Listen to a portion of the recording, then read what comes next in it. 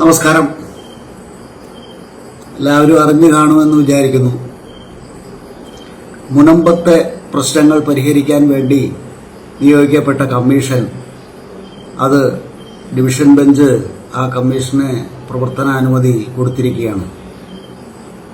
എന്താണ് ഈ കമ്മീഷൻ അവിടെ പോയി ചെയ്യാൻ പോകുന്നത് എന്നുള്ളതിനെക്കുറിച്ച് ഒരു രേഖയും ഒരു രൂപരേഖയും നമുക്ക് നാട്ടുകാർക്ക് അറിയില്ല.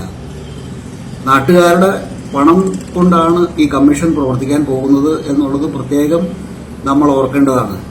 നാട്ടുകാരുടെ നികുതി പണം കൊണ്ട് പ്രവർത്തിക്കുന്ന പ്രവർത്തിച്ചിട്ടുള്ള എത്രയോ കമ്മീഷനുകളെ പറ്റി നമുക്കറിയാം. അതിലേറ്റവും പ്രശസ്തമായ ഒരു കമ്മീഷനായിരുന്നു ഹേമ കമ്മീഷൻ. എന്നിട്ട് ഈ ഹേമ കമ്മീഷൻ റിപ്പോർട്ട് ഇന്നേ വരെ പുറത്തേക്ക് വന്നതായി നമുക്ക് അറിയില്ല.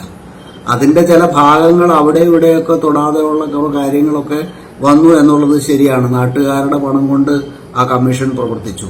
ഇങ്ങനെയുള്ള ഈ കമ്മീഷനുകളാണ് നമ്മുടെ കേരളത്തെ കുത്തുവാള എടുപ്പിക്കുന്നതിൽ ഒരു പങ്ക് വഹിച്ച ആളുകൾ എന്ന് പറയുന്നത്. പിന്നെ നമുക്കറിയാവുന്നതുപോലെ PSCയുടെ ആളുകൾക്കൊക്കെ, PSC മെമ്പർമാർക്കും ചെയർമാനും ഒക്കെ തുകകൾ കൂട്ടിക്കൊടുത്തു. KV തോമസിന് അദ്ദേഹത്തിന്റെ വരുമാനം കൂട്ടിക്കൊടുത്തു എന്നൊക്കെ നമുക്കറിയാം. നമ്മളറിയാത്ത വേറെയും ഒരുപാട് ദുർച്ചെലവുകൾ നമ്മുടെ സർക്കാരുകൾ നടത്തുന്നുണ്ട് എന്നുള്ളത് പ്രത്യേകമായിട്ട് നമുക്ക് അറിയാവുന്ന കാര്യമാണ്. ആശാവർക്കർമാർ ഒരു ഭാഗത്ത് കിടന്ന് കഷ്ടപ്പെട്ട് അവരുടെ ഒരു 250 രൂപയെങ്കിലും കൂട്ടിത്താട്ടെ എന്ന് പറഞ്ഞുകൊണ്ട് ഉള്ള ഒരു സമരമാണ് അവരവിടെ നടത്തുന്നത്.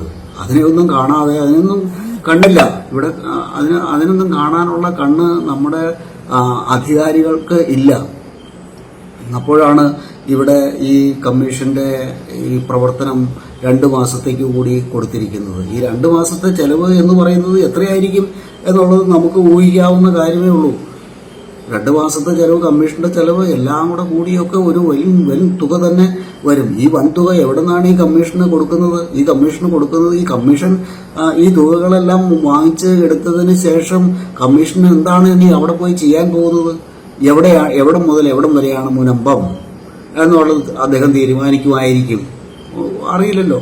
അല്ലെങ്കിൽ ഇവിടെ എത്ര കുടുംബങ്ങളുണ്ട്, എത്ര കുടുംബങ്ങൾക്ക് ശരിയായ പട്ടയമുണ്ട്, ആരൊക്കെയാണ് ഇവിടുത്തെ കുടിയേറ്റക്കാർ, ഇതൊക്കെയാണോ അദ്ദേഹം അന്വേഷിക്കാൻ പോകുന്നത്? അതല്ലെങ്കിൽ ഇവിടെ അവർക്ക് മുനമ്പത്തെ ആളുകൾക്ക് റവന്യൂ അവകാശം തിരിച്ചു കിട്ടിയിട്ടില്ല എന്നുള്ളത് നമുക്കറിയാവുന്ന കാര്യമാണ്. അത് തിരിച്ചു കൊടുക്കാനുള്ള പദ്ധതികളാണ് നമ്മൾ മുന്നോട്ട് വെക്കേണ്ടത്. ഈ കമ്മീഷന് അങ്ങനെയുള്ള ഒരു അധികാരം ഉണ്ടാവുമോ? അത് ചോദ്യമാണ്. നമ്മൾ ഗവൺമെന്റിനോട് ചോദിക്കുകയാണ്, അല്ലെങ്കിൽ നമ്മൾ അധികാരി വർഗത്തിനോട് ചോദിക്കുകയാണ്. നമ്മുടെ നികുതി പണം കൊണ്ട് കഴിയുന്ന അല്ലെങ്കിൽ പ്രവർത്തനം കൊണ്ടുപോകാൻ ഉദ്ദേശിക്കുന്ന ഈ കമ്മീഷനോടുള്ള ചോദ്യം ഇതാണ്. കമ്മീഷന്റെ പ്രവർത്തന മേഖലകൾ ഏതൊക്കെയായിരിക്കും? ഇത്ര കുടുംബങ്ങളുണ്ട്, കുറെ ഭൂമി, മുനമ്പത്തെ കുറെ ഭൂമി കടലെടുത്തു പോയി എന്ന് പറയുന്നുണ്ട്.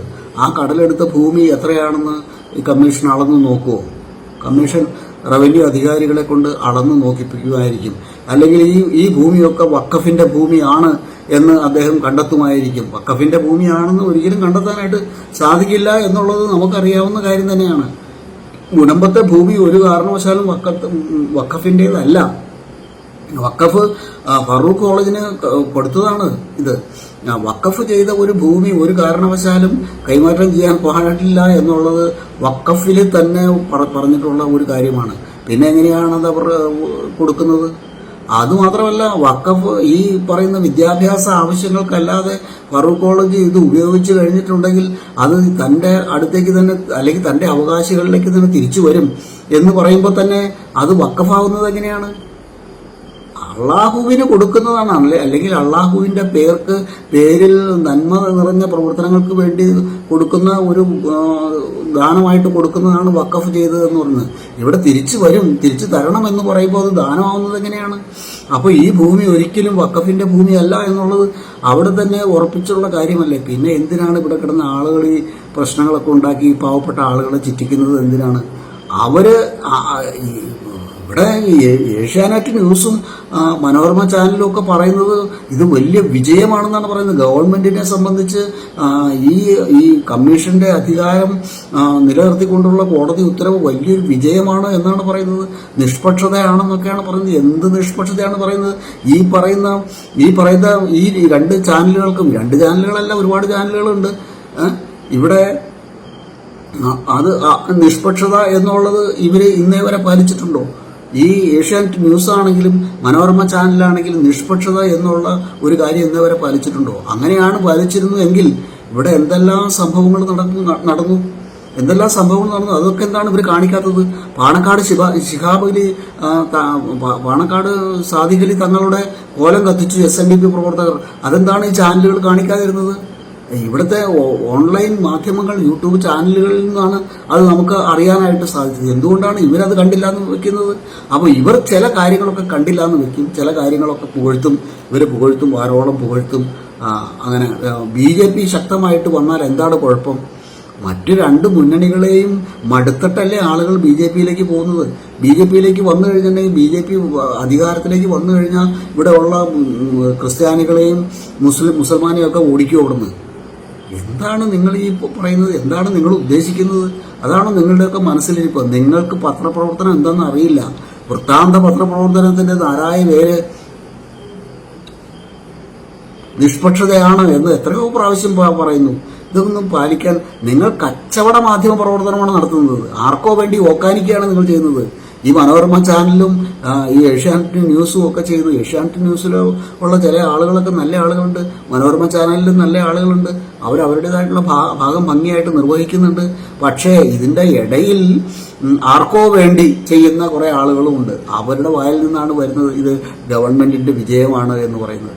ഗവൺമെന്റിന്റെ വിജയം എന്ന് പറയുന്നത് ജനങ്ങളുടെ വിജയമാവണം. അപ്പോഴാണത് ഗവൺമെന്റിന്റെ വിജയമാവുന്നത്. ഇവിടെ ഇതെങ്ങനെയാണ് ഗവൺമെന്റിന്റെ ഈ രാമചന്ദ്രൻ നായർ കമ്മീഷനെ പുനഃസ്ഥാപിച്ചു കൊടുക്കുന്നത്? എങ്ങനെയാണ് ഗവൺമെന്റിന്റെ മാത്രം വിജയമാവുന്നത്? ജനങ്ങളുടെ, അവിടെയുള്ള ജനങ്ങളെ അവരുടെ ഭൂമിയാണോ ഇല്ലയോ എന്നുള്ളത് തിട്ടപ്പെടുത്താനാണല്ലോ ഈ കമ്മീഷനെ വെച്ചിരിക്കുന്നത്. അപ്പോൾ ഈ കമ്മീഷൻ പറയാണ് ഈ ഭൂമിയൊന്നും നിങ്ങളുടേതല്ല, ഇതെല്ലാം വഖഫിൻ്റെതാണെന്ന് പറഞ്ഞു കഴിഞ്ഞാൽ അപ്പോൾ തന്നെ അവിടെയുള്ള ആളുകളെയൊക്കെ അടിച്ചിറക്കി ഓടിച്ചു വിടുമോ?